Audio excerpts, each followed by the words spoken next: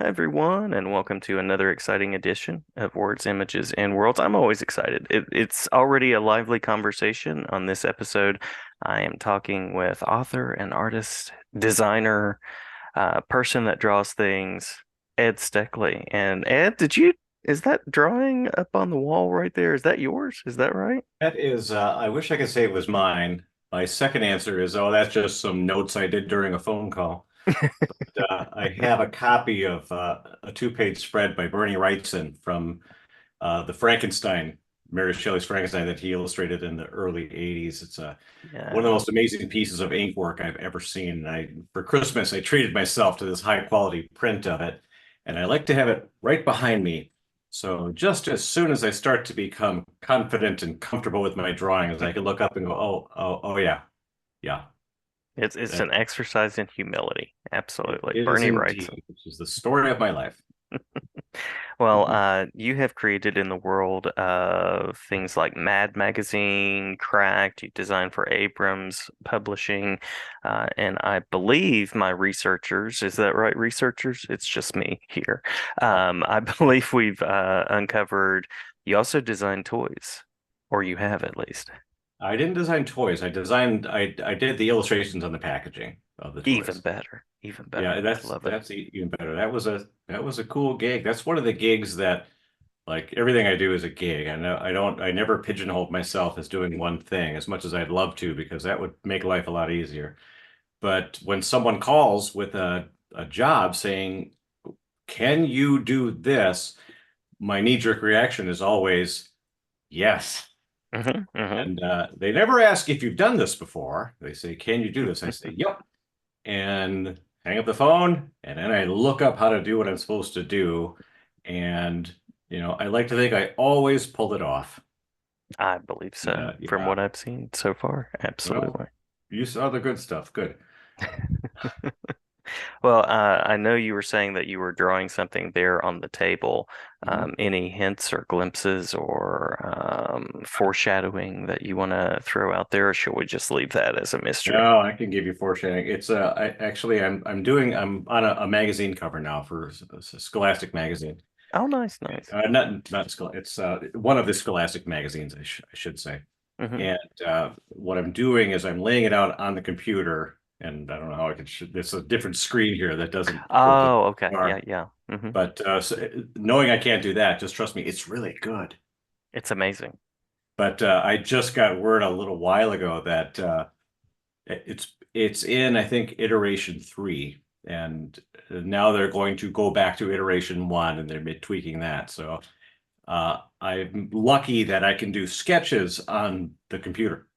Yeah. Because over Photoshop, I've got a big magic drawing tablet here, and I can just do my little thing and, uh, erase what I have to. And then once it's approved and done, then I move over to literally right next to my computer table here is this cool old-fashioned drawing board that I've got. It's Hmm. kind of with the cast iron base, you know. Nice, And nice. that's when I put the ink and the brushes and do all the inking on it. That's the part I like to do, I think probably the most because it's cool to spend days and days drawing something and at the end of it actually have something to hold up and show people neat. Yeah, I'm looking yeah. forward to that. So I've got till next week Friday to finish this one. I was hoping it wouldn't take that long, but now that I'm having to do tweaks. And another interesting thing about how I'm wired is that this is at the forefront of my brain now, this job I'm on. Hmm. When I go back and watch or listen to this podcast, this job will be done and I will Yes. have 100% forgot about it. So if I didn't actually verbalize what I was doing, I would watch this and go, I wonder what I was working on. That's the Because creative stream. once a job is done, I'm done. I go on to the other. I don't want to sit and look at it. I don't want to see it. I just wanted to. I would like the check to show up. That's about it. The check is good. The check is Hmm. good. Well, I love what you're talking about in terms of creating digitally and then using traditional methods. Love that mixed approach. And I also love what you said there about iteration three and going back to iteration one, because as a writing teacher, I have sort of an activity that we do called the demanding editor or something like that, and I put a picture of J. Jonah Jameson up, and we go through, and I'm like, okay, write it this way. Now Mhm. the editor wants you to write it this way, and we do like two or three of those, and then I'm like, he changed his mind. Let's go back to this first one, and they're like, ah. So that is in fact a thing that happens. You could probably learn from a lot from people by their reaction to that, Hmm. because that's a thing about artists. Artists, I'm not one of these, and there's a lot of artists from arts, and anybody in arts, I guess, who I have to word this right because I put everything I've got into drawings and stuff, but I always know that this drawing isn't for me. Hmm. I'm Hmm. not, the client doesn't work for me. I work for them. So there's always a chance that things will get killed or they'll get changed. They'll make art direction that, frankly, I think, I don't think that's the best way to go, but, it's okay. There you go. Yeah. Uh, an artist I admire from way back, Jack Davis from Mad magazine. He was Oh he was yeah. famous for being very, very efficient with his drawing. He wanted to just get the drawing done so he can go golf. But he was he was very well known in the field as being someone who could make changes. And he got to be very, very famous in that world. But an art director would call him and say, you know what, this isn't working. Can we turn it? You bet. And he'd crinkle it up and throw it away and start over and do it again and not get hung up on it and Hmm. not take it personally. And that's Yeah. a thing that I like to think that, I'm wired like that too. Maybe it's because I heard about that, you know, a long time. I don't know. But I always know that there's going to be changes and I my goal is to make the client happy. It's not to make Hmm. me happy. It just so happens I love what I do, so that actually works out pretty good. Yeah. Yeah. I talk about that stuff a lot, too much actually. That's a good thing. That's a good thing. It's good to love what you do. And yeah, I mean, I remember discovering Jack Davis with EC Comics when they Oh were yeah. republished in the 90s. And yeah, just amazing, amazing Oh work. no, he was one of the best. Yeah. Yeah. What drew you into visual storytelling? What was the connection point there? All I can the best answer that I'm good that I can give, the truest answer I can give, sounds like it's made up and I'm just blowing smoke, but you just have to believe me, it's not. I was simply a kid that liked to draw. I just drew, and I well, I wasn't all that great at other stuff in school and all that. And I would just, draw teachers, I draw this, and probably early on, this is the kind of thing artists don't want to admit, but it got me some attention when I was a kid, so Hmm. that probably, um, cemented it. And so I just always knew that I'd be drawing. I didn't know what I didn't agonize over. I wasn't smart enough to think, what am I going to be doing? This is all I knew. And I always had faith in myself that, yeah, it'll work out. Yeah. And in fifth grade, I think it's fifth grade, I discovered Mad Magazine. Hmm. Hmm. Before that, it was like Bananas Magazine from Scholastic and Dynamite Magazine, which were kind of like in the same vein, humor, but for kids with sequential art and caricatures. And I discovered Mad, and I just, kids were reading it. It was kind of naughty, you're supposed to Right. be whatever. And but I just picked it up, and it was just like, oh, it was like John Travolta in Pulp Fiction with the briefcase. I was like, what? What is this? So that, I mean, and then instantly I was old and drawing. It just that was always kind of the basis. I never thought about well, maybe I should get better and go to art school because luckily I knew everything when I was a kid. Uh, that Don't ended we all? Don't when we I hit all? my 30s, I think. So I just always there was never another option. Yeah. I didn't know if it was going to be what it was going to be, like I said, but I was always one thing that I was always the only thing I'll toot my horn about is that I was always good at seeing open doors. Hmm. Hmm. Someone, I mean, when I was in high school, I went to work for this little animation studio in my hometown. They did scoreboard animation. And I'll go get a job, a summer job. I had to get a summer job anyway, so I'll get a summer job with these guys. And I did uh, uh, in between coloring for, Nice, nice. and man, I learned then that okay, this is not for me.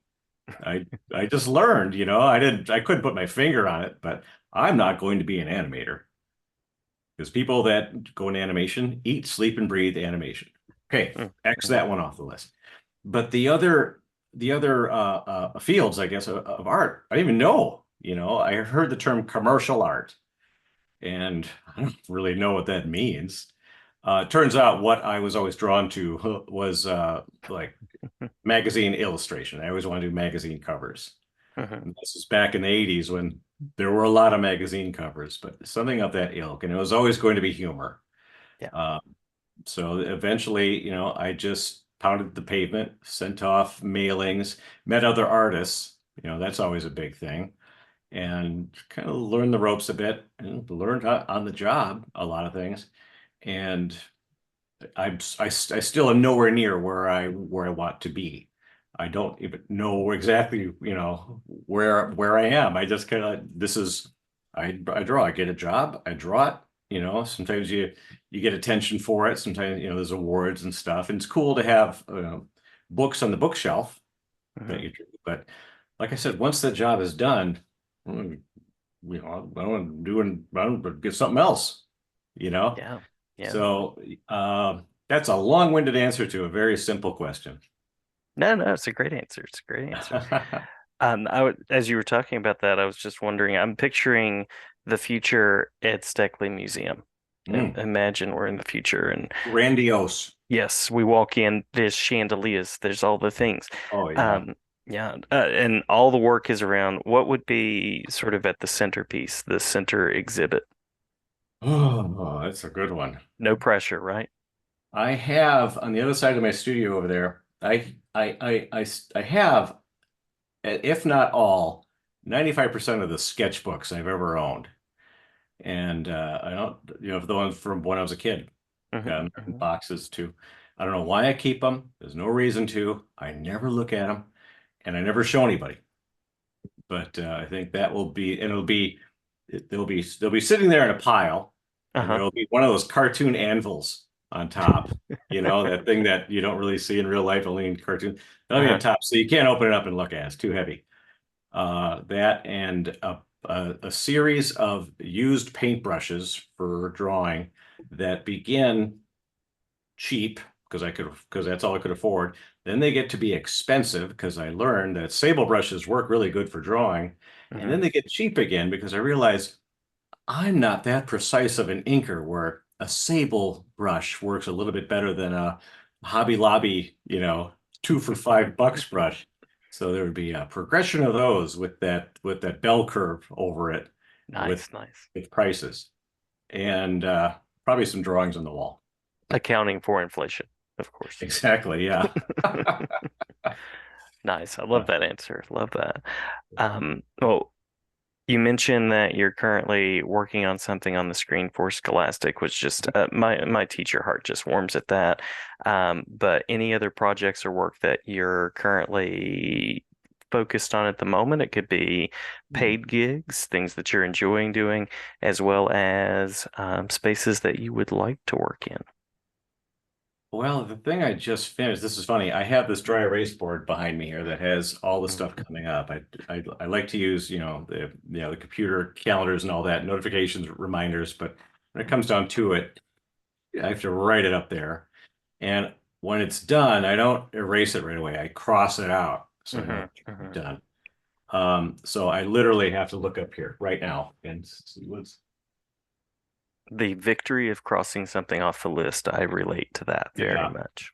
Yeah, I've got what can I talk? Well, I just finished a big book that was a real beast, and I'm not saying that to look at me, I finished a book, but it was the kind of thing that really challenged me. It's a Mhm, Rube Goldberg. I do a lot of books and in the world of Rube Goldberg and Rube Goldberg machines. mhm, mhm. And this one is and there's picture books and there's middle reader books. This one is an activity book. It's a big thick thing. and a Rube Goldberg machine builder named Zach built the machine. He wrote him, he built himself, and he typed out how the machines work. Because there's machines that you can build at home for Hmm. kids, like Hmm. toilet paper rolls and empty bottles and stuff. And it was a challenge because I've been building Rube Goldberg. I've been designing Rube machines for years now. I got five books. I've gotten really good at them, at least, but they're silly. Oftentimes there's a chicken in them or something goofy. Hmm. So Hmm. they'll work according to physics, but the odds that you're going to have this sack of cashews fall just so the goat that lives in the science lab can smell it and come out and eat it, and he that pulls a string that does something else. They're not that, they're goofy. Hmm. But I did a book that is full of machines that frankly aren't goofy because they're real, glue gun things, something glue gun to a button on a power strip, so when something falls on that popsicle stick, it can turn the power strip on, that kind of thing. And it was a big challenge, and that ended in mid-January, and I'm still kind of coming Yeah, down from it. What do I have? I've just nothing major. I just finished. This is pretty cool. I just finished a big bunch of drawings for a new upcoming Apple TV series. that is That, very cool. Very cool. yeah, and originally it was like this things like storyboards. Hmm. Hmm. I've done a lot of those. I just finished that, and I always have a couple jobs on the board that are things that have no deadline. And Nice. that is absolutely the kiss of death. I tell people, listen, you need to give me a deadline because if I don't have one, it's not going to get done. There's four things that have no deadline that probably if I took my eraser and wiped those out, they would just stay there forever because it's, burned into the glass. Things like that, oh, just whatever. I just watched something.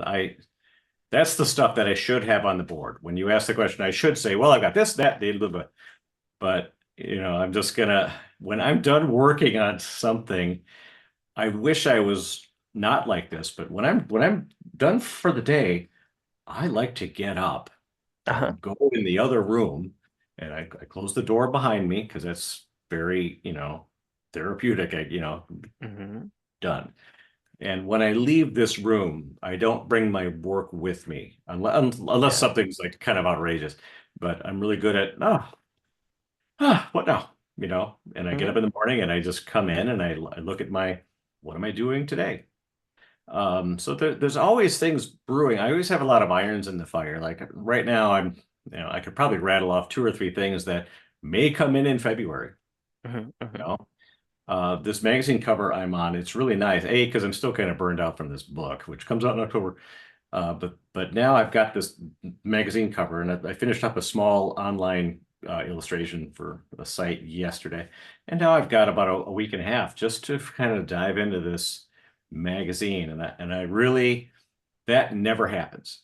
You Yeah. know, I work up until deadlines. I just like to do it. The last night is usually pretty brutal because I'll be up till 2 in the morning, and then I can't set it off because I'm fried, so I have to look at it in the morning. So that's a roundabout way of saying I've got a lot of little things that aren't that exciting going on. But as soon as we hang up, I'm going to remember, oh, I forgot to mention this, That's the because there's creative always, pace. I have to be good at juggling time, which Hmm. I know yeah, I'm good at that. But when I wake up, I have to think about the day. I can do this until 2 o'clock, and then I can do this until, I'm done. And then hopefully, this will be done, that will be done. That's what I really struggle with. I've gotten pretty good at it, Hmm. but Hmm. compartmentalizing time is something that no one taught me. No one says when you're young, you know, here's what you need to do to be a successful, whatever it is I do. They teach you how to, in school, they can teach you how to sling paint, or you Hmm. can, Hmm. you can get the tools and you can see, do your research on it. It's the other stuff that young artists really need to be told, like accounting, all that kind of thing. time management, you know, getting rid of distractions in your studio, Hmm. that kind of Hmm. thing. Um, yeah, I feel I talk about that quite a bit. It's something that I didn't have. I went to art school, but frankly, I wasn't all that serious about it. I just wanted to. That's what you did. You go to college, and when I got out, I was like, okay, now I can start everything. Hmm. And I have a lot of good mentors. I really, I got really lucky with some people that I've learned from and become friends with. And that's probably where someone put the bug in my ear. Yeah, you have to become good at what you do. You got to be able to pull it off. Hmm. But Hmm. there's this other stuff that is necessary to make it work. If you don't know how to talk on the phone, if you don't know how to make an invoice or, that kind of stuff, it's not good work. Yeah. That's all there Yeah. is to that. That's called a soapbox. I like that. I like that. I Um, have multiple. any shout outs to those mentors on the way that you would want to name drop? Oh God. Well, my good buddy Tom Richmond, Mad Magazine. We've been buddies for God over 30 years. Hmm. And he's now become famous, which is fun. I learned a lot. I learned a lot from Al Jaffe. Yeah. It's Al Jaffe who did the fold-ins and Mad, and oh, I've got a million. I'm a member of the National Cartoonist Society, Hmm. and Hmm. I was on the board of that organization for years. So, especially when I joined in 2002 or so, a lot of my heroes and people that my if I was a musician, my John Lennons, they would be at conventions, and you get to sit and talk to them. The first scotch I ever had in my life was purchased for me by Mort Drucker. I started That's up a pretty nice. conversation with them, and that was my graduation. It almost didn't, I would say, into adulthood. I don't even think I was 30. And he looked at my stuff, and Mort was a very sweet man. He was very polite, and he said, oh, it's just wonderful. You have drawings of what he floated my boat. He probably said that to everybody. I don't know. But so people like that, and I would go to like meetings and stuff, and get to see people, and you realize that we're all in the same boat. Everybody, nobody's special. Hmm. Some might have more motivation, some might have more experience, but everybody is self-conscious about their work. Everybody wonders if did I do this right? Nobody knows. Nobody is really sure when the job is done. And it's gratifying to know that even if you feel lost in this world, you can meet people and realize that, oh, everybody's kind of like this. Some are Yeah. better at dealing with it. Other people, that's why I learned that all these people that I admired and still do are just they're just working. They want to know where their next job is going to come from, Hmm. Hmm. and that meant a lot. So I learned a lot. The drawing stuff. I like to look at. I could talk about pen tips and ink and stuff all day long. Don't get me started. But learning from these old timers, the other stuff about the business was Yeah. Yeah. invaluable. Yeah. Yeah. Wow. Wow. Um, well, final official question, and then we can Mhm. hit any final emphasis points that you want to make sure to mention. And that is, I always like to give space to say these are the places you can go to find out more. You shared some art with me, and so in the video, if you're cool with it, I'll have that sort of going up as we talk. Yeah, Um, just correct all my mistakes in the drawings. I just ask that you do that. sure, sure, it'll be great. It'll be great. Thank you. But any places where people can go to see more, to find out more about you, and all of that sort of thing. Well, this brings me to one of my subjects, social media. Yes, yes. Oh, my social media is dreadful. I have a website, edsteckley.com. Hmm. But Hmm. the thing that is a necessary evil in my world is that I also have an Instagram. and an Illustrator page on Facebook, and everything is Ed Steckley Illustrator, one word. And there's yeah, that's it kind of pains me to send people to those because my deal with social media is that I always feel like whenever I post a drawing, and again, I know you have to, my publisher like expects us to promote things. Hmm. I always feel like it's bragging. Look what I did. That's always, Sure, sure. yeah, I have a love-hate relationship with all that. I guess none of that needed to be said. So, website edsteckley.com, and Instagram. I even have a TikTok, which Wow. is the up and coming thing that kids are all aghast about. They love it. Yeah, I think I have 3 drawings up there, and I just don't have the patience. I don't have the motivation for it, but it's there. And I have some drawings of me inking. I put the camera up over and inked and stuff. Nice, nice. Doing that, I realized I need to get better at inking because I'm very, very slow. Yeah, So maybe yeah. it's not all that bad. I think art is maybe one of the best things about social media, but you said it's dreadful, and I think that's part of the social media dynamic. There's a little bit of dreadfulness to it, but there's some sweetness to it. It's like a bonbon with barbs in it. It's just, you got to Like take the that. right bites, just the right Yeah. bites. I do promotion on social media kind of when there's downtime is when I do it. I'll go back, look at some stuff I've done for the last couple months and hey, what I can post, because you can't if I do a lot of advertising. A lot of it has NDAs. If I can post this, do I want to post this? Hmm. Is Hmm. this the kind of work I want to get more of? I have to consider all that. And okay, I'll post it, or I leave it ready to go for a day, Yeah, and then we do the hashtags and all that. Uh, but it's there, and to be honest, it is a good way to meet other artists. I get people who write to me who, oh, I saw your stuff in this book, and I answer questions a lot, and so that's I guess the giving back part of things, I guess, is there you know, but I'm not really all that public with stuff, I just want to do my thing. yeah, yeah. And, I don't need, attention and kudos for it. It's cool to get it, don't get me wrong.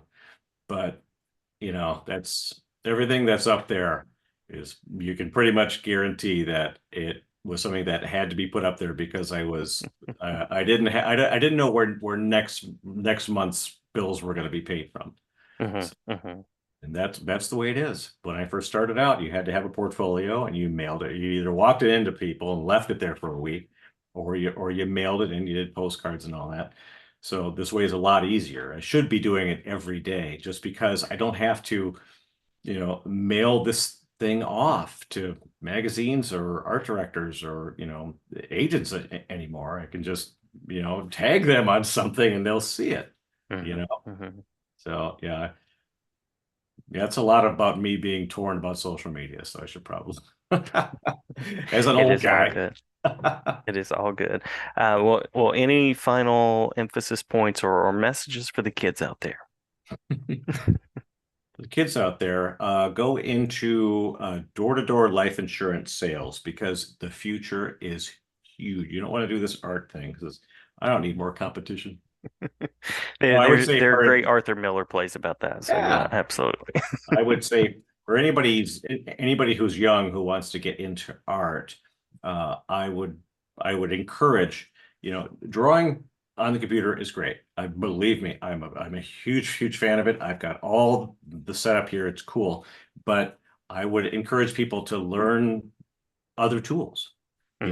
Hmm. Learn how to use a dip pen. Because if you can draw and create with these physical tools, then you really can do anything on the computer. And also, learn the fundamentals of drawing. I hear from people all the time, oh, I don't like to draw hands. It's like, well, if you're drawing a hand, you've got one. One of Right. them's drawing, but the other one's right there. And if you need to draw the other hand, do what I do. I have a little mirror down here. I can put it up and I can, if I get stuck, learn how to draw all that stuff. There's lots of tricks to, anatomy and all that as an example. There's lots of stuff you can learn so that you can make it really look like you know what you're doing in the drawing. Learn the basics, fundamentals. Luckily, I was wired in such a way where I love doing that stuff. I got Mm. sketchbooks full of feet, you Nice. know, and Nice. sketchbooks full of, "Oh, this is Mort Drucker's feet. This is Jack Davis's feet. Here's a Lion Decker foot. I've got pages of that, and I love doing it. If I didn't, I like to think I'm disciplined enough to have done it anyway, because you have to learn how to draw that stuff. You have to do your anatomy classes. You have to learn composition. You got to learn design. Even if you're not a designer, if you're drawing someone sitting in a chair looking at a book or something like that, you've not only got to know how to draw all this stuff and pull it off and make it, tell the story that you're telling, but you got to place that person in an environment. Well, now Mm. I have to learn perspective, all that stuff. Even you're not going to learn it all at once. I forget stuff. I've forgotten more of the basic stuff than I actually retain. I have to relearn it all the time. Mm. And I would say, just always keep your ears open to learning new stuff, figure things out, and Yeah. don't rely on the Control Z button on a Yeah. computer. Make a mistake. If you're inking a comic book page and it's or whatever, and it's going to be painted, you can't use whiteout on that, because if you're using watercolors like I do, that doesn't work, So yeah, you get that you learn a lot that way. So again, that probably could have all been said in about 10 words. I love it though. I love it. I love the response. Great conversation. Thank you for the time, Ed, and glad to have you back anytime. My pleasure. Thanks so much, Jason. Thank you.